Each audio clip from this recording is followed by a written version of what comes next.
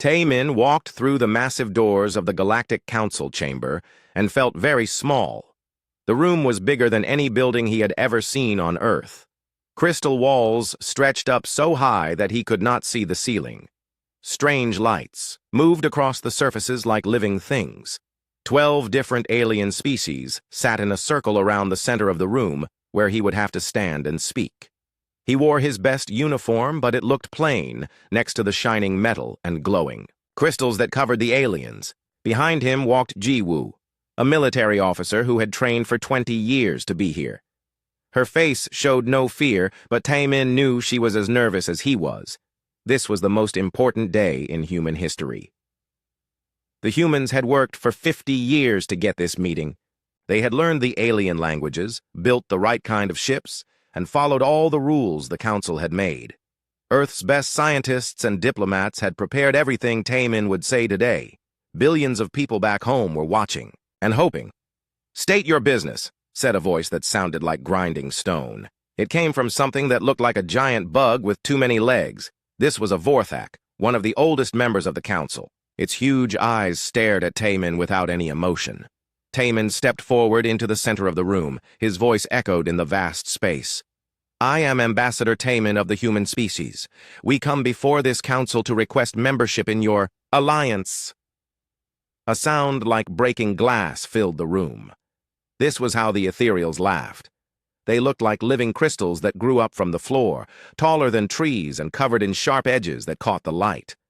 Their leader, Elder Zephyrian, spoke with a voice like wind through caves. "Humans," Elder Zephyrian said slowly, as if the word tasted bad.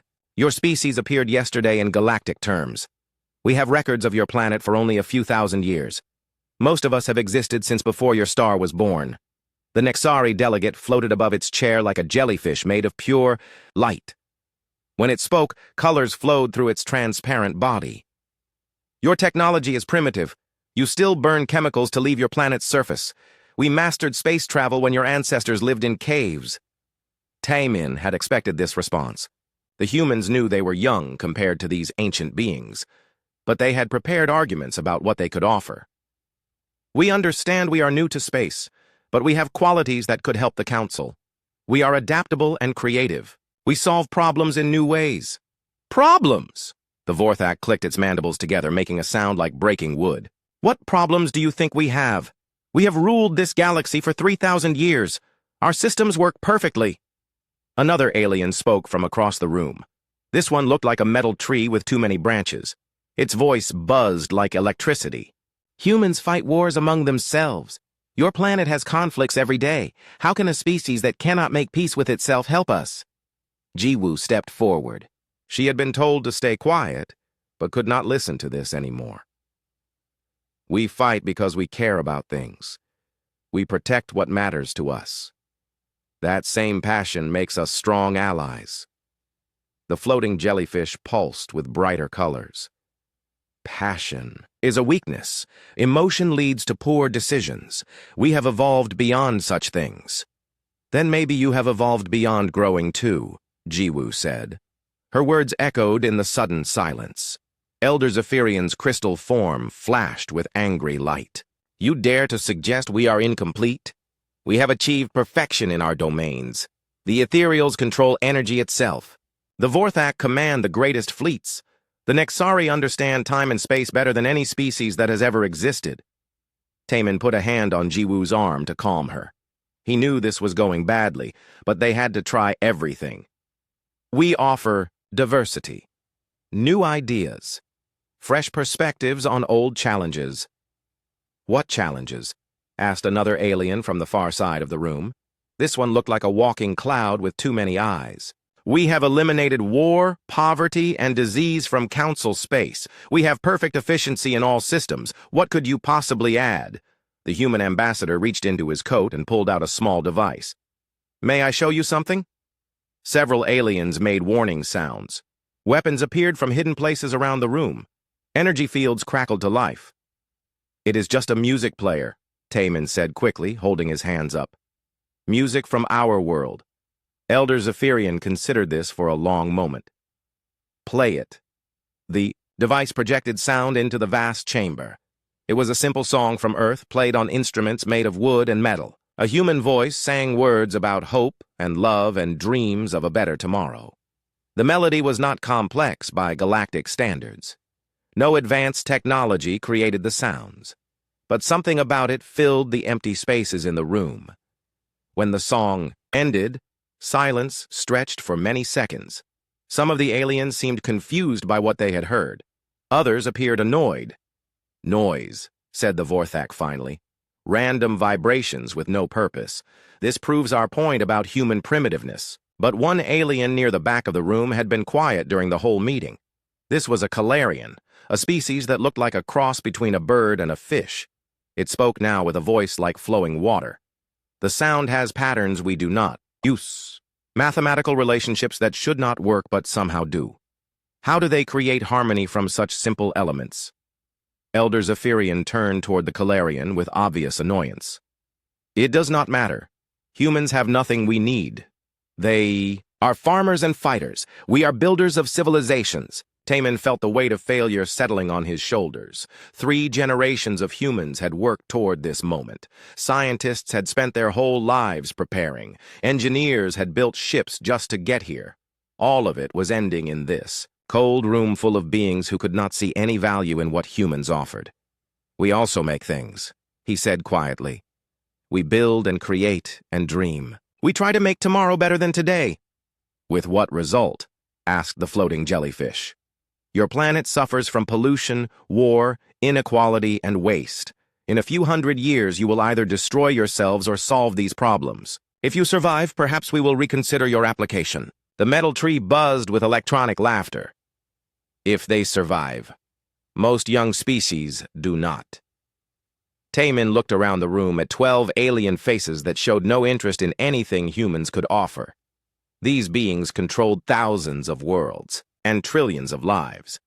They had technologies that could solve every problem Earth faced. But they saw no reason to share any of it with a species they considered children playing with fire. "Then we withdraw our application," Tamin said. His voice was steady, but Jiwoo could see his hands shaking. "And we withdraw from galactic space." Several aliens made sounds of confusion. They had not expected this response. "Withdraw?" Elder Zephyrian asked. "What do you mean?" "We mean we'll leave," Taman explained. "Humans will find another way. We will build our own future without your counsel." The Vorthak clicked with amusement. "Where will you go? This galaxy belongs to us. Every star system of any value is already claimed." "Then, we will go to another galaxy," Jiwoo said. "Somewhere we can grow without asking permission from people who think growth stopped 3,000 years ago." The aliens looked at each other with what might have been surprise on their strange faces.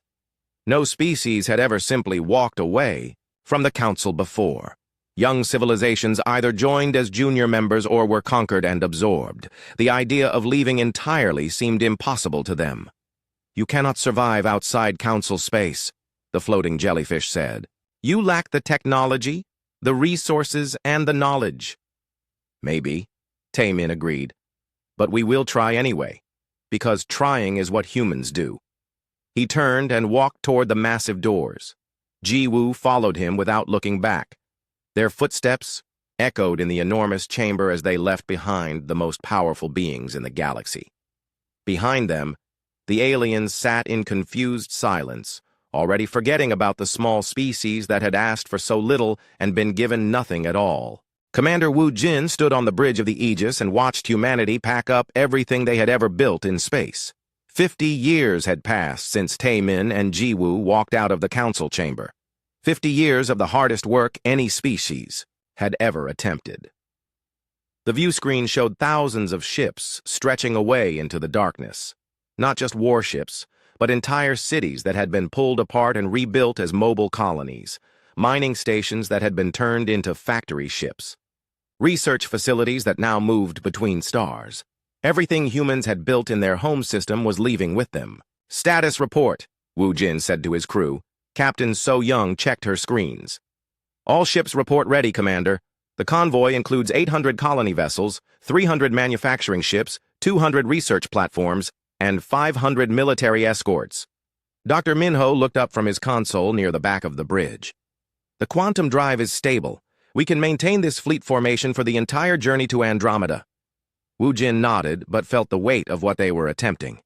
No species in galactic history had ever moved their entire civilization to another galaxy. The Council thought it was impossible. Most humans had thought so too until they started building the technology to do it. The quantum drive was humanity's answer to being ignored. While the Council dismissed them as primitive, human scientists had been working on theories that the older species considered useless. Humans did not have the advanced materials or energy sources that Council species used, but they had something else, the willingness to try things that seemed impossible. Dr. Minho, Wu Jin said, remind me how this works exactly. The scientist smiled. He had been explaining this to people for 20 years but never got tired of it. Council species use brute force methods. They push their ships through space. Using massive amounts of energy, we found a different way. Instead of fighting space, we convince it to help us. Convince it?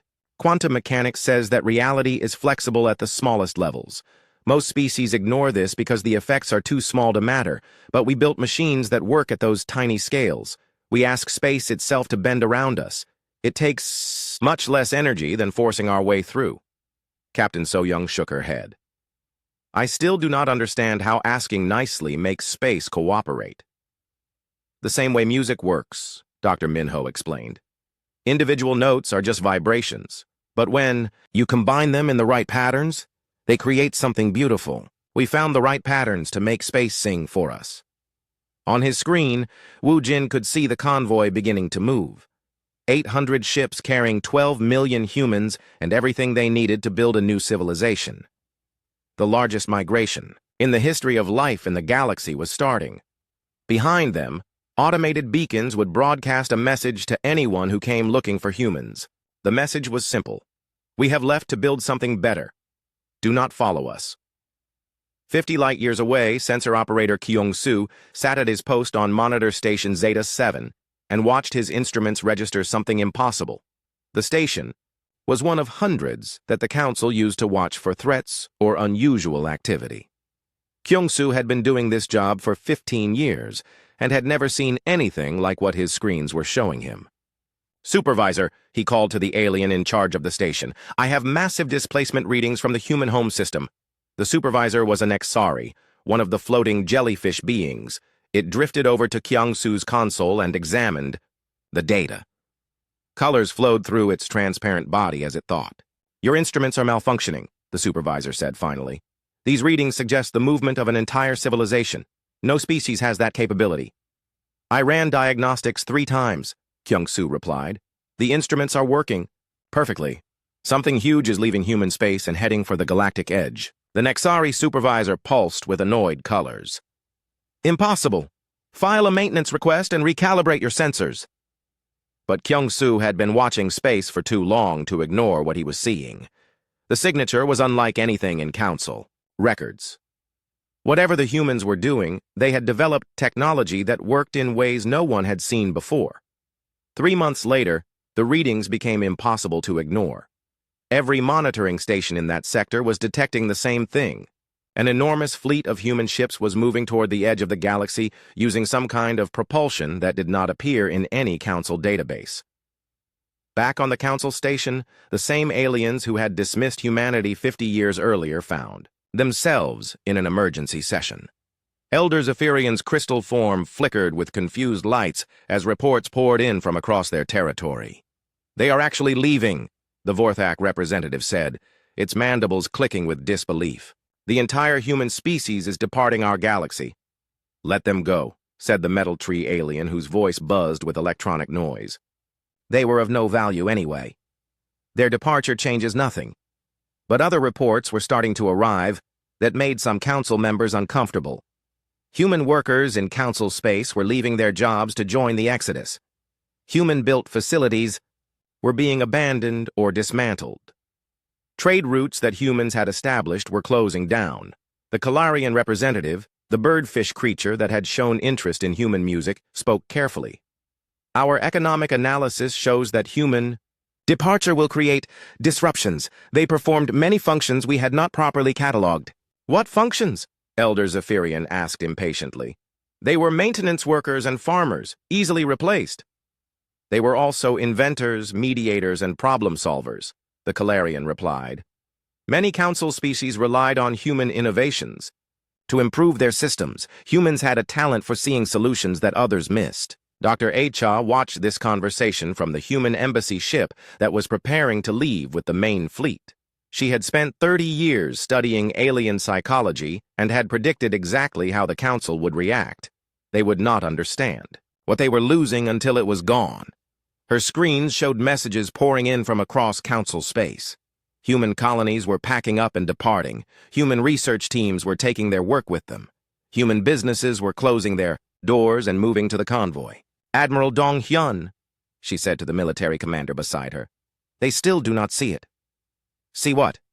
That we were never asking to join their system. We were offering to improve it. They thought we needed them, but they needed us. The admiral studied the tactical displays showing council fleet movements. Several alien ships were following the human convoy at a distance, apparently trying to understand how the exodus was possible. They are curious now.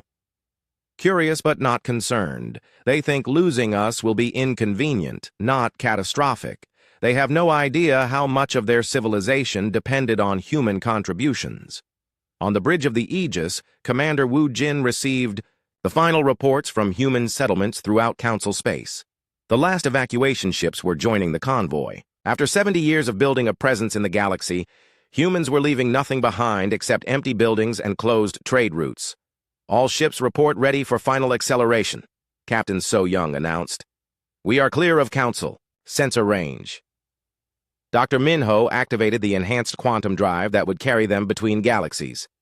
Engaging long-range displacement field. Estimated travel time to Andromeda, 18 months. Wu Jin felt the ship change around him as they entered a state of existence that council physics said was impossible. Space folded and twisted, carrying them faster than light toward a galaxy where no council species had ever traveled. Behind them, they left a puzzle that would take the council years to solve. How had such a primitive species developed technology that surpassed anything in council archives? How had they organized a migration of this scale? And why had they been so determined to leave? But the bigger puzzle was one the council would not understand for much longer. In their arrogance, they had dismissed not just humanity's request for membership, but humanity's offer of partnership. They had turned away the one species that could have helped them grow beyond the stagnation that came with believing they had achieved perfection. The convoy disappeared into the space between galaxies, carrying with it the dreams and determination of an entire species. Behind them, the council continued their meetings and made their plans, unaware that they had just made the biggest mistake in galactic history. In 18 months, humans would begin building something new in Andromeda, but the council would not realize what they had lost until it was far too late to make it right. 3 years after the human exodus, Economic Minister Bitna stood in her office on New Terra and read reports that would have been impossible to believe before the Great Departure. Her screens showed messages from across the galaxy they had left behind, and every single one told the same story. The council was falling apart. The latest communication had arrived that morning from the Kethmoran Mining Consortium. Their efficiency had dropped by 67% since human maintenance crews left. Equipment that humans had designed and built was breaking down faster than anyone had expected. The replacement parts that human factories had produced were no longer available. Worse, the Kethmoran engineers could not figure out how the human-built systems actually worked. They built everything so simply, the message explained in frustrated tones. Human machines look primitive compared to our technology, but somehow they work better and last longer. We cannot understand the principles they used. Bitna smiled as she filed the report with hundreds of others like it. The humans had always known this would happen. They had designed their contributions to council civilization to be effective but not easy to copy. Human engineers built things that worked perfectly as long as humans maintained them. Without humans, the systems would fail in ways that looked like simple breakdowns, but were actually much more complex. On her main screen, she opened a communication from Governor Seok Jin, who was managing the human response to council requests for help. Every day brought new messages from aliens who suddenly realized how much they had depended on human work. The agricultural reports are getting desperate, Seok Jin explained during their daily briefing. The Velkari farming worlds are losing crops because humans were the only ones willing to work in their toxic soil conditions. Apparently, our species has a natural resistance to their plant diseases that they never bothered to study. What about the trade routes? Collapsing faster than we predicted. Human pilots were willing to navigate areas that other species considered too dangerous or unprofitable. The stellar mazes of the forbidden sectors are now completely impassable, without human navigators. Bitna pulled up another report from her files. The Thorian military is having problems too. Human peacekeepers kept 17 worlds stable through negotiation and cultural understanding. Without them, old conflicts are starting again. The irony was not lost on any of the humans who monitored these communications. The Council had dismissed humanity as primitive and unnecessary. But humans had quietly become essential to galactic civilization in ways that no one had bothered to measure. Back in Council space, General Nix of the Thorian military faced the worst crisis of his 1,000-year career. His species had built their reputation on strength and tactical brilliance, but they had never been good at preventing wars. That had been a human specialty. The reports on his desk painted a picture of systematic failure across Council territory.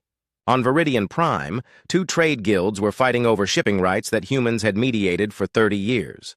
On the mining world of Kappa 7, workers were rioting because human supervisors had been the only ones they trusted to treat them fairly. In the neutral zone, 3 species were threatening war over resource rights that human negotiators had kept peaceful for decades. How did we not see this coming?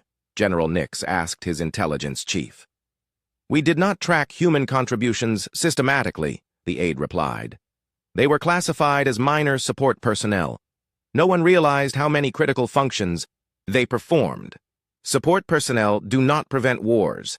Humans did not prevent wars through military force. They prevented them by understanding all sides of every conflict and finding solutions that everyone could accept. Our species cannot do this. We see conflicts in terms of victory and defeat. General Nix studied a map showing trouble spots across Council space. Red markers indicated active conflicts, yellow ones showed potential problems, and green marked stable regions. 3 years ago, most of the map had been green. Now it was almost entirely red and yellow. Can we replace human negotiators with our own people? We have tried. Thorian mediators achieve victory for one side, which makes the other side angry. This creates more conflicts rather than solving them. Human mediators somehow achieved victory for everyone. Dr. Subin received these reports aboard her research vessel Horizon as it traveled through the space between galaxies. She was part of a human intelligence network that monitored Council communications to understand how their departure was affecting galactic civilization.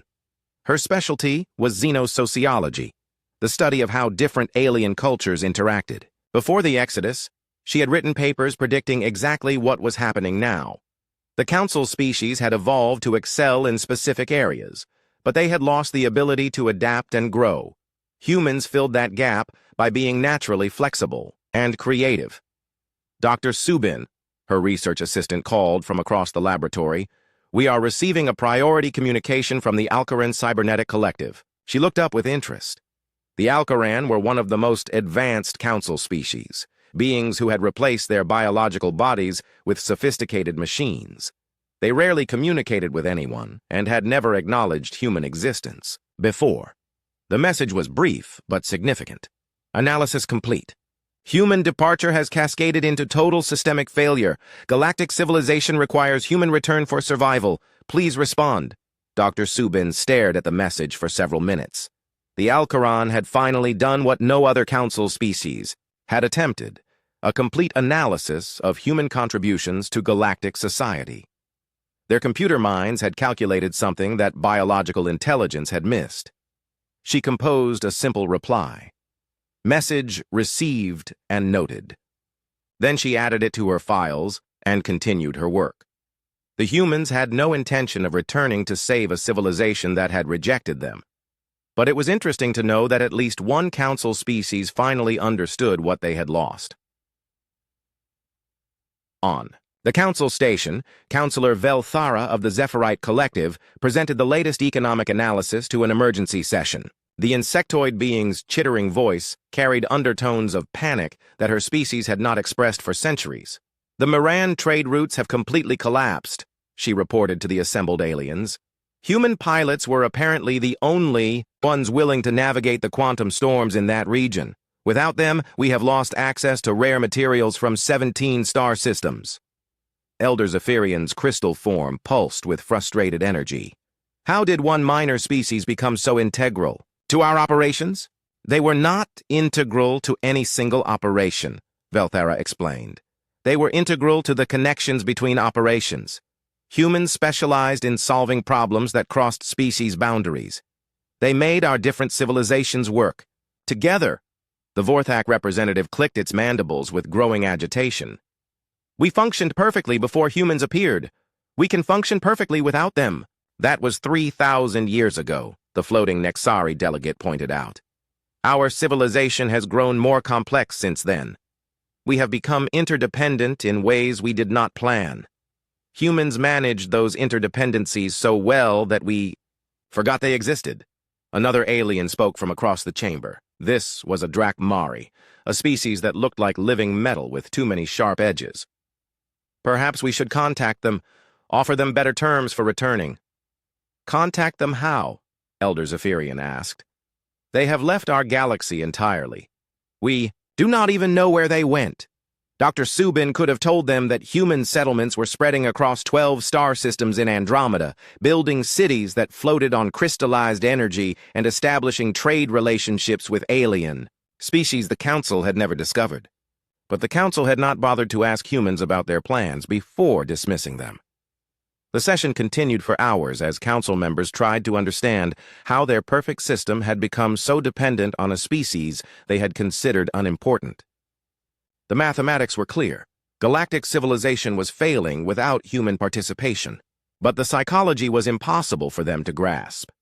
They had spent millennia believing that advancement meant specialization, that perfection came from each species excelling in their particular domain. Humans had proved that advancement actually required integration, that true success came from different groups working together in ways none of them could achieve alone. We need to find them, Elder Zephyrian declared finally. Whatever it takes, we must bring humans back to Council space. But when they tried to send ships to follow the human convoy, they discovered another problem. The quantum displacement technology that humans had used left no trail that Council sensors could detect.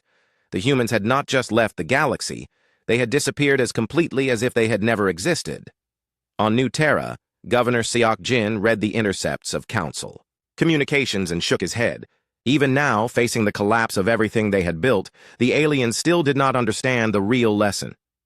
They thought the problem was that humans had left. The real problem was that they had driven humans away in the first place. They had created a system based on hierarchy and exclusion, then acted surprised when the excluded species stopped holding it together. Humans had offered partnership and been rejected. They had offered cooperation and been 10 years after the Exodus, Supreme Counselor Rantel made the most difficult decision of his 3,000-year life. The energy being floated in his private chamber aboard the Council flagship, watching reports that showed the complete breakdown of galactic civilization. Half the member species were openly rebelling against Council authority. Trade had collapsed in most sectors. Conflicts that had been stable for centuries were erupting into full-scale wars. The Council had tried everything else. They had attempted to rebuild human systems using their own technology and failed.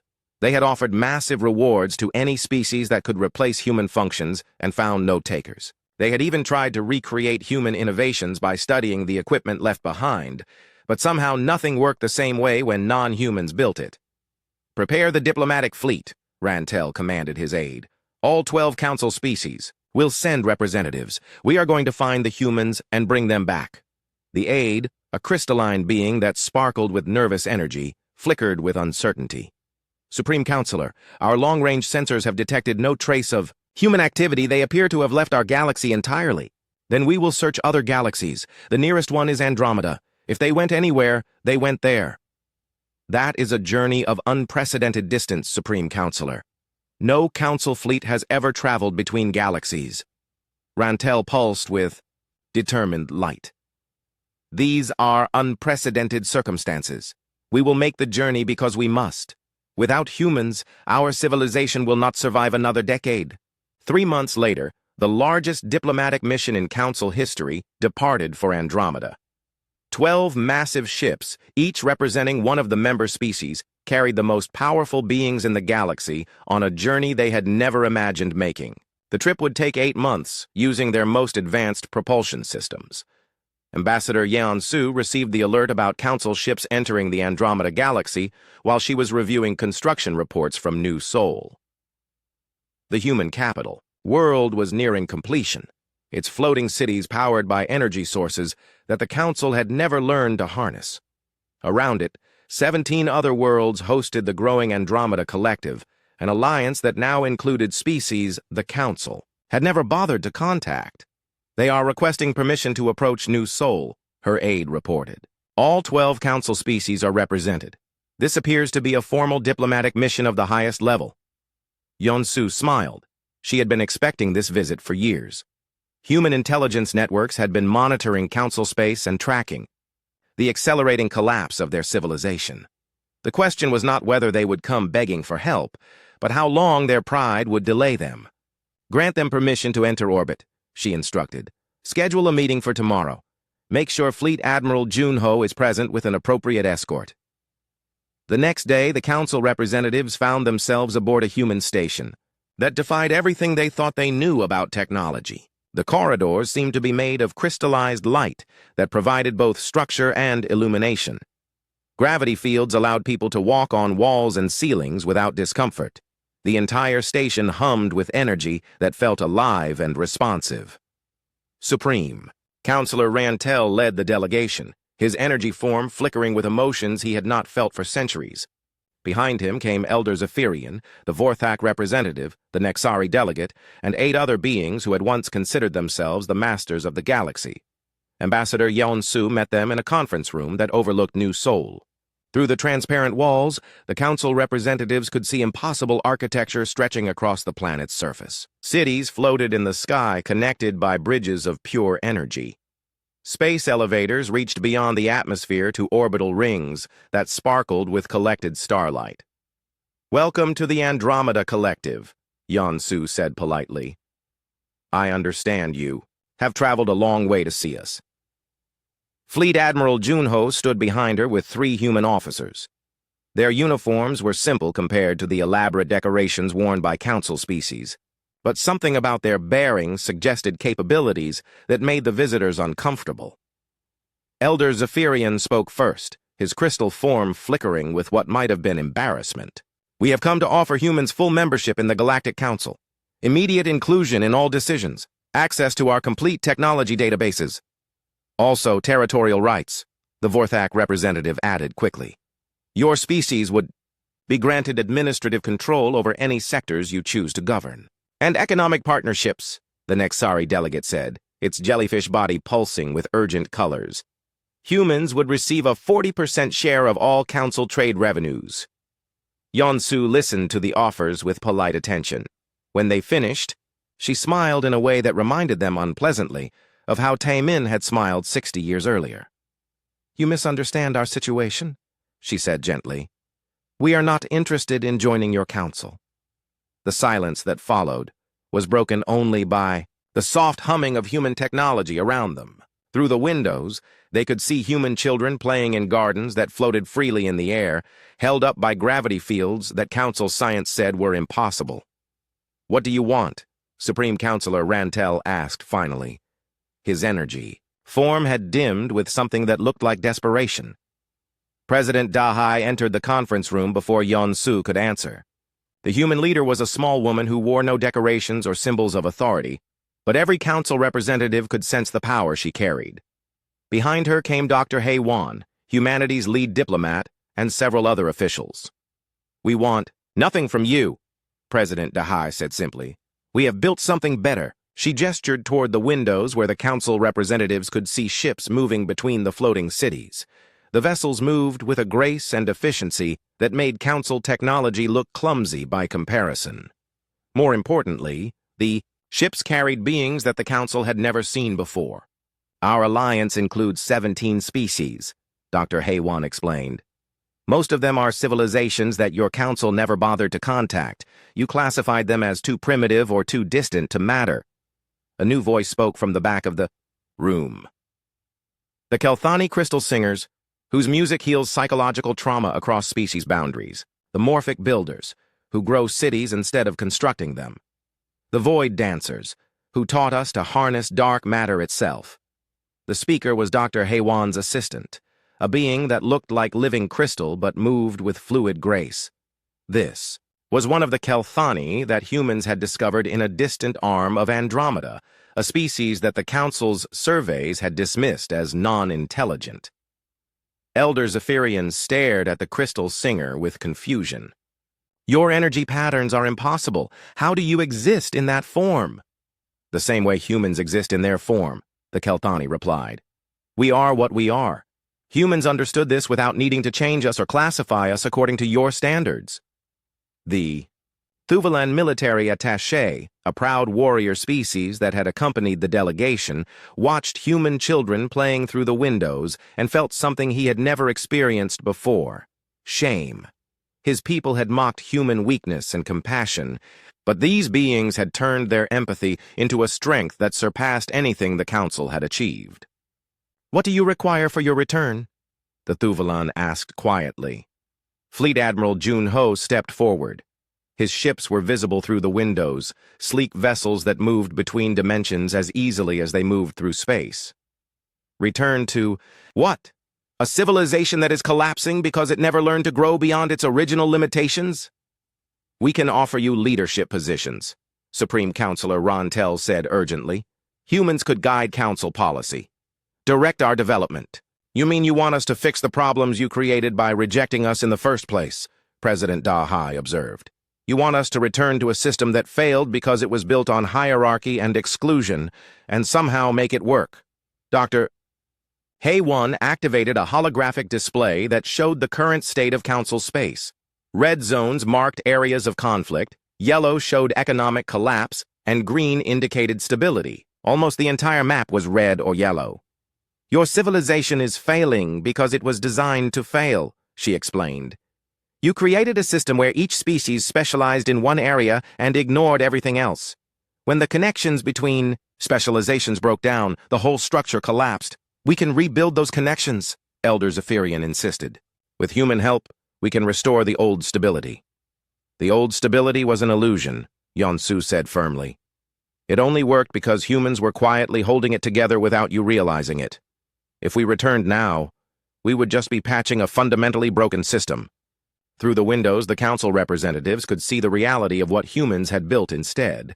Ships that moved like living things through space, cities that grew and adapted to their inhabitants' needs, people of dozens of different species working together not because they were forced to, but because they chose to. "This is not possible," the Vorthak representative clicked. "No alliance this diverse can function efficiently." 25 years after humanity's exodus, historical archivist Sun Wu stood in the Great Library of New Terra and documented the final collapse of the Galactic Council. His screens showed the last transmission from Elder Zephyrian, recorded 3 days earlier as Council space descended into complete chaos. The crystal being's form flickered weakly in the message, its once brilliant light now dim and fractured. "We were wrong," Elder Zephyrian said, his voice carrying 3 millennia of accumulated regret. "We see that now. Humanity was not seeking our approval. You were offering us a chance to be better. We are sorry we were too proud to take it." Sunwoo archived the message alongside thousands of others that had arrived over the past decade, desperate pleas for help from species that had once dismissed humans as primitive, offers of tribute from civilizations that had formerly considered themselves superior, technical questions from aliens trying to understand why their human-built systems continued to fail. To all of these messages, the Andromeda Collective had sent the same reply: polite acknowledgement and gentle refusal. Humans had moved beyond the need to save those who had rejected them. They were building something better instead. Chancellor Jin Ai entered the archive chamber, her footsteps silent on floors that adjusted their density to cushion each step. Around her, the walls displayed a living map of the Andromeda Collective, showing 37 different species working together in ways the old council had never imagined possible. "The Nexus Council is requesting another audience," she informed Sunwoo. They are offering to dissolve the original council structure entirely and rebuild it according to human specifications. Sunwoo smiled without humor. Too little. Too late. What does Admiral Bo Young think? She says their remaining fleets are not worth the fuel it would take to reach them. Most council species have either joined us here in Andromeda or fallen into technological regression. The map on the wall showed the reality of galactic politics 25 years after the human departure. The old council controlled less than 30% of their original territory. The rest had either declared independence, fallen into civil war, or simply stopped functioning as organized civilizations. Admiral Bo Young commanded fleets that moved between galaxies as easily as council ships had once traveled between star systems. Human engineers, working with alien partners who understood cooperation instead of competition, had developed technologies that seemed like magic to those who still thought in terms of domination and hierarchy. Her ships did not force their way through space using massive engines and exotic fuel. They persuaded reality itself to carry them where they needed to go. The difference was more than technical, it was philosophical. Council species had always fought against the universe, trying to impose their will through superior technology. Humans had learned to work with the universe, finding ways to achieve their goals that enhanced rather than depleted the space around them. On the observation deck of the Eternal Harmony, philosopher Hyun-jae watched their former galaxy through quantum telescopes that could observe events across impossible distances. The instruments showed a civilization in its final death throes. Species that had once ruled hundreds of worlds now struggling to maintain basic technology on their home planets. "Do you think they understand yet?" asked Dr. Sang-min, the xenoanthropologist, who had predicted this outcome decades earlier. Hyun-jae adjusted the telescope to focus on the Vorthak home system, where the once mighty insectoid empire was dealing with food shortages because they had never learned to farm efficiently without human agricultural innovations. Understanding requires wisdom they never possessed. They saw the galaxy as resources to exploit, species to rank in order of usefulness. We saw it as a community to build. But surely some of them learned. The Calarian delegation that visited last year seemed to grasp the principles we offered. The Calarian learned, yes, that is why we welcomed them into the collective. But they were always different from the others. They were the only council species that showed interest in human culture rather than just human labor. Dr. Sang-min pulled up historical records on his portable screen. According to our intelligence reports, 17 former council species have attempted to recreate human social structures within their own civilizations. All of them failed, because they tried to copy the results without understanding the process. They saw that human society was more flexible and adaptive than theirs, so they tried to impose flexibility and adaptation from above. It does not work that way. Through the quantum telescope, they could see refugee fleets from various council worlds attempting to leave their home galaxy. Some were heading toward Andromeda, hoping to find sanctuary in human space. Others were fleeing to distant regions where they might rebuild their civilizations away from the chaos that council space had become. Director Yoon-ji of the Andromeda Communications Array received dozens of these refugee requests every day. Each one told the same story. Proud species that had once considered themselves masters of the galaxy were now begging for shelter and protection from civilizations they had previously ignored. The collective's response was always the same. Any species was welcome to join if they truly understood and accepted the principles of cooperation and mutual growth. But they would not be allowed to bring their old hierarchies and prejudices into Andromeda space. Most refugee fleets turned away rather than accept those conditions. Even facing extinction, many council species could not abandon the belief that some forms of life were inherently superior to others. But some did stay. Small groups of aliens who had worked closely with humans during the council years understood what they were being offered. These refugees integrated successfully into collective society, often becoming some of its most passionate advocates. Master historian Young Sik completed his comprehensive record of the Great Exodus in a document that would become required reading throughout collective space. His analysis was clinical but devastating. The council spent millennia believing that power came from hierarchy, that worth was measured in age and accumulated resources. They created a system where advancement meant specialization, where each species excelled in one area while becoming dependent on others for everything else. This worked as long as all the pieces remained in place and functioned according to design. Humanity proved that true strength lies in connection, innovation, and the courage to build something better when the old system fails. We offered partnership and were rejected. We offered cooperation and were dismissed. We offered to help build something better and were told we had nothing to contribute. The Council's fundamental error was not recognizing humanity's potential. Their fundamental error was creating a system that could not grow beyond its original limitations. They achieved a form of perfection, but perfection that cannot adapt is just another form of death. They could not make it right because they never understood what they had broken. The galaxy they ruled is now a footnote in the story of what humanity chose to become. On New Sol, children of a dozen different species played together in parks that defied gravity and logic. Human kids ran alongside Kelthani crystal singers, morphic builder spawn, and young void dancers whose energy forms flickered with innocent joy. These children were growing up in a civilization that had never known the artificial divisions that defined Council society. Dr. Minho, now elderly but still working on quantum engineering projects, watched these children and saw the future. The Council had made impossible for themselves. The young beings played games that required cooperation across species lines, spoke languages that blended communication methods from different evolutionary paths, and solved problems by combining abilities that Council science said were incompatible. "This is what we offered them," he told his research assistant, a young morphic builder whose crystalline body could reshape itself to match any environment. "Not just our technology or our labor, but our way of seeing possibilities instead of limitations." Why could they not understand? Because understanding would have required them to admit that their way was not the only way, or even the best, way. They had spent too long believing in their own superiority to consider that a younger species might have something valuable to teach them.